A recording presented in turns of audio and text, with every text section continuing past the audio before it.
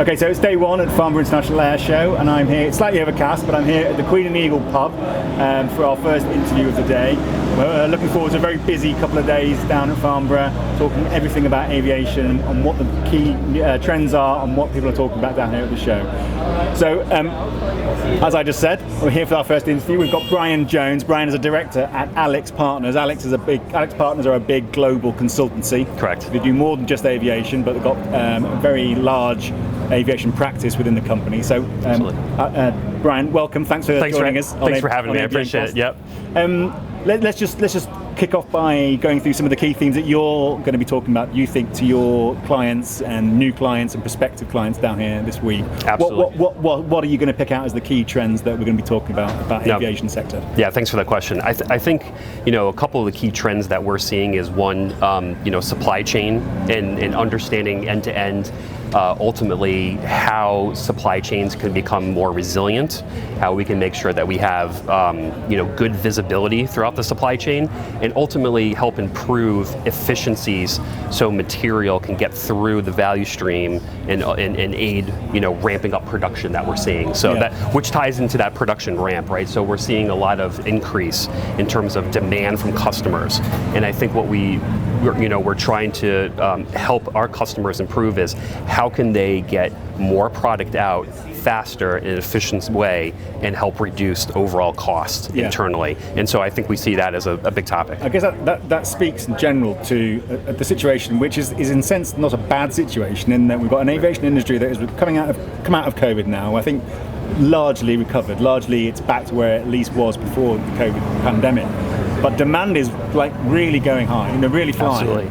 To use a pun, but it really is, and actually the industry is just struggling to keep up with that demand. But it's struggling in so many areas. So there are things that aren't related. Like we've obviously had to see the issues on the OEM side, bringing in new aircraft, but that has an impact on parts and second-hand parts, and the secondary market. There's also an impact on people. So, in a general sense, what we're talking about is an industry that is finding ways to meet a demand that is there, clearly. I mean, that's how you see that. The demand is definitely there for aviation, and it's only going in one direction. It is, that's correct. Yeah, we've definitely seen demand picked up. Part of the report that we put out on an annual basis highlights some of those, increases in demand overall from commercial customers as well as on the defense side.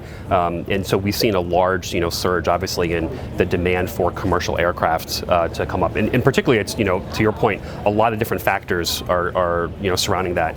As those aircraft get parked and they have a longer cycle to ultimately get fixed, how do airlines fill that gap, right? And for the customer, requirements that are coming up to continue to fly, as well as all the the tiers that supply it, right? So everything trickles down. What I mentioned before about the supply chain and the production ramp, there's just a need to try to get more push of that material in to support those OEMs to produce that final product. And where are the answers going to come from that? Clearly, tech will play a role to be more efficient with what you've got, do more with less, I guess. So technology is always going to play a role, but ultimately you need to ramp up capacity in some ways. Is that doesn't happen overnight? So where do you see the key areas where the aviation industry can focus on to solve these problems? Absolutely. So I think when we think about the areas that help enable for that production ramp, and to your point, it is not an overnight solution. When I think the big thing that we have to think about and start first is program management as a whole. And ultimately, do we have the right capability in each one of these companies to effectively manage those end-to-end programs? And by that meaning, do we have the right information that gives us the data to help to make those decisions and to execute on those decisions? Do we have the right processes in place? And do we have the right people and skill set in place? Yeah. All of those together generate a program management capability that builds that foundation to execute and compress that time and deliver to our customer, whatever the customer is, on time and at or below cost. Yeah. And then to your point, though, I think from a technology perspective, what we can then do is help build and enable on that. So what we see is obviously, some labor issues coming up where we have, it's tough to find folks and to have them, drive and support manufacturing processes and other back office processes like engineering and those functions. But to be able to get that technology to help accelerate decisions based on that information, and then to a point, hopefully, to automate some of those decisions and automate some of the execution of the processes. So therefore, you don't have to worry about as much of the labor shortages that we see, and leave the really high, complex analytical decisions to the remaining capacity that you have. Yeah. We'll talk a bit more about the labor shortages in a minute, because that's really something we've been pushing on as well, and something close to our heart. But just before we move on from the things like technology, you know, we in a previous edition of MRI Management talked about 3D printing, for instance, Absolutely, and what the role that might play.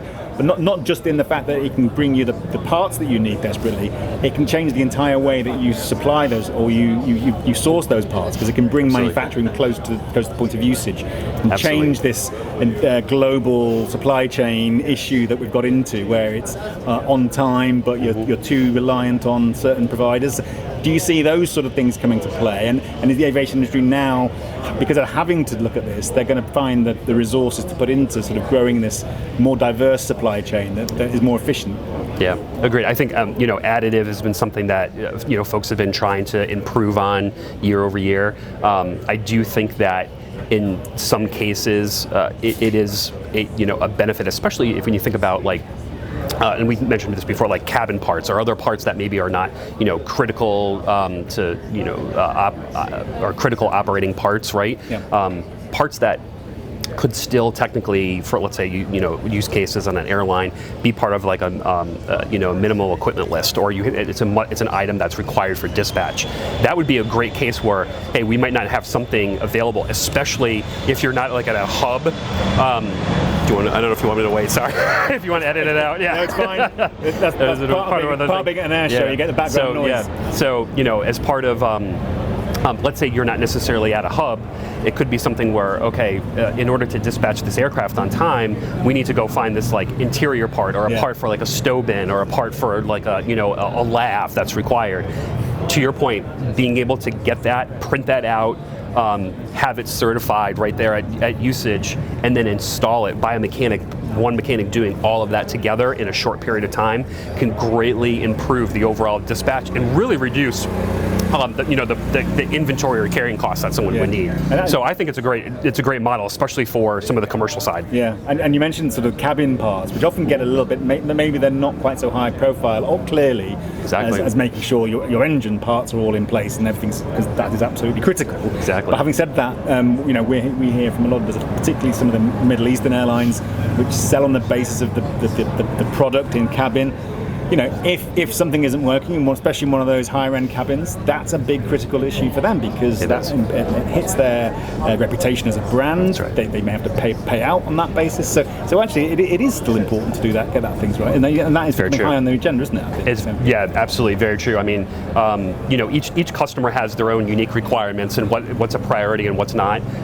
To your point, you do see some more of the higher-end airlines where cabin fit and finish, and having a fully functional interactive experience for their clients is really critical, and clients that are flying pay for that, and they're expecting that, right? So to be able to have something available for them to either fix something or to make sure that it's fully operational is absolutely even more critical to some of those folks, or some of those operators that are ultimately really focusing on the experience. Yeah. So when you have a client and they're coming to you with some of these issues and problems, they obviously want to find solutions. Absolutely. Right? What process do you go through with them? How do you find those solutions, and what can they expect from dealing with Alix and Partners on this? Sure, absolutely.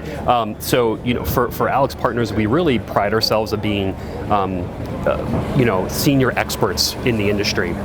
Our team, has really been boots on the ground. We've had experience before in the industry from a wide variety of sectors. We have folks that have operated in the commercial space, in the defense space, different parts of MRO, all the way to engines, just to name a few in space, right? So what we typically do is we bring in those experienced teams, and we like to partner and work hand in hand with our clients, and that's one of the things that differentiates us. So we want to make sure that from day one we hear, listen, and understand what the client's problems are, we utilize our experience and our knowledge from the industry to be able to help, articulate what we think a potential solution could be with them, and we work together to come up with that solution. But the difference is that we like to work with them to help be boots on the ground, hold hand in hand with those clients, and help them implement solutions, right, that help deliver value to their bottom line, and whatever that means. That could mean, supporting them through execution, improving capacity, improving quality, improving throughput, or taking costs out of the business. Yeah. And are they looking for sort of rapid fire solutions because they've got critical issues that need solving in the next months or few months, compared to, say, more longer term strategy? Right. I'm sure you do both. Absolutely. But are you seeing airlines coming to you now at the moment with more sort of critical issues they want solving quickly? Yeah, exactly. So there's definitely a heightened sense of urgency in terms of clients coming to us. And what we we typically do is we have something called the quick strike that we brand, and it's typically a few weeks to plus or minus of an engagement that we would work with a client. And what we use is we try to gather as much information as possible through data or through site visits and key interviews with those clients to be able to formulate our understanding and hypothesis of what we think some of the potential issues could be, and to help validate what our clients are experiencing. So we take that process and we use a lot of accelerators to provide insights, and that helps to rapidly come back to our clients and say, yes, you're spot on, this is where you think the issues are, or actually, hey, we think you need to be looking in a different area. And then we work with them hand in hand to come up with and tackle a plan to help them support whatever those problems are. Yeah. So we mentioned people earlier, and we were talking before about how at ABN we've launched our Best Places to Work in Aviation. A lot of that was about trying to get more profile for the issues that the industry is facing, not just in those more high-profile customer-facing roles like pilots and cabin, but actually in the engineering side, where arguably the problem is more critical. Absolutely. Where are we, do you think, today? Are we still in a position where we're losing good senior people and they're not coming in at the bottom end, so we've got this potential problem building? Or is aviation starting to sort of capture back that workforce? What's going on at the minute? I think we still, we're still seeing a shortage, right? I think what's happening is you have a lot of experienced folks that are attriting out for various reasons. They're at the end of their careers, or they might be moving on to a different part of their career path and their journey. And I think it's becoming very difficult for companies to backfill. And I think for a couple different reasons. For many years, we've had a heightened push, I think, from a global perspective, and I can speak, for the U.S. side, into different sectors, right? So it's been, hey, let's go do consumer products, or let's go into retail, or something that is a product that people, feel and touch, and it can be a little bit more visceral for them. Mm-hmm. So I do believe, though, that we are starting to see a little bit of the needle shift into where companies in education like STEM and people are seeing that, where we're making it an area that's this new kind of great space to go work in. They're making the technology around it exciting. They're making working at these companies exciting. It's not like where you get these stories where folks are like, hey, this is old school, dirty manufacturing from a plant, from a company that's like telling the story 40, 50 years old, right? This is a great industry to work in. And we have a lot of good missions, right? Where this is an industry that moves people around the world, it moves product around the world. It defends, nations, it defends freedom, right? So it's everything that folks are working on, it's a great cause, right? Maybe a sense it's not very sustainable by net, but actually there's a lot of stuff going on in sustainability. There's a lot of stuff going on. Absolutely, 100% to your point. You look at like ESG in terms of, hey, fuels, new technology to reduce emissions, improve operating costs. All of that together is a great place for folks to come work in the aviation industry. Actually, we were at the Paris Air Show last year, and a lot of people said then the big topic was people then. Absolutely. And recruitment and so on, and that was a great opportunity to showcase the industry. So is this week. I know BA are here in a big recruitment drive on Friday. It's going to be the careers day. So what does the industry, apart from doing things like this, because only a certain amount of people will ever sort of either be here or be aware of it, what does an industry like this have to do, do you think, globally to portray itself as a great place for a career if you're in a STEM cell subject or something, and just don't discount aviation as being a possible career path. No, I think well, it starts off with first having a good presence, publicly, and a good global presence, right? So, take for instance, the new Top Gun movie that just came out, and you look, like decades ago when that first came out, right? That was a great marketing campaign for pilots, right? And so it's the same thing that these companies have to do, is they ultimately have to try to market out to the public and the greater their global customer base and say, look at the really great things that our products do, and we're going to show you and provide you a little bit more insight as to how we get there, and how exciting every single opportunity, from folks that are engineering the product to manufacturing on the shop floor to supporting their customers, right? All those different career paths and potential functions. And then the other thing that they can do is they really need to help partner and work closely with our universities and our colleges for us US folks. Right, it's ultimately, hey, there's a great career path for you to come here. It would be beneficial, and we think that you would get a lot of fulfillment by pursuing a technology kind of a STEM path, if you will, in university or in college, that can accelerate you into a great career in here, right? And then from I think the third part of it too is folks like you who are able to go out there and provide more and more information to people that are interested, people that are in the business, to help continue to snowball and compound, to just get the message out there about how great it is and what we're doing. Is this people crunch, particularly in engineering, is it actually making the sector a bit more global in some sense? Because maybe the answers aren't coming from the US, North America, Europe, where, let's face it, young people are looking at different industries. Maybe it's coming from the Middle East or beyond. Do you think you see that happening? I do think that there are companies out there that are definitely exploring their options and opening up the aperture, right, to fill whatever type of that open space in their demand is for engineering talent or for other technical talent. I do think, though, there is depending on where you are in the industry, there is a little bit of concern, especially on like the defense side, about information sharing and outsourcing, right? So you look at, there are political factors in play and other factors in play that are kind of keeping that a little bit more of less of a globalization, more of a that nationalist kind of defense business, right? And unfortunately, that kind of crosses over to some of the same companies that are on the commercial side, right? Because obviously they are kind of operating in the same umbrella in some shape or form or fashion. Yeah, exactly. Yeah.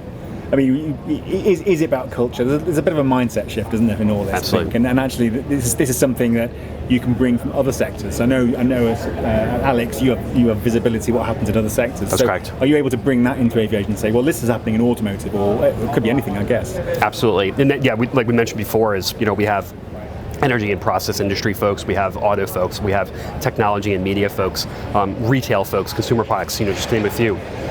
Everything that we see in those other industries, we work as a tight team.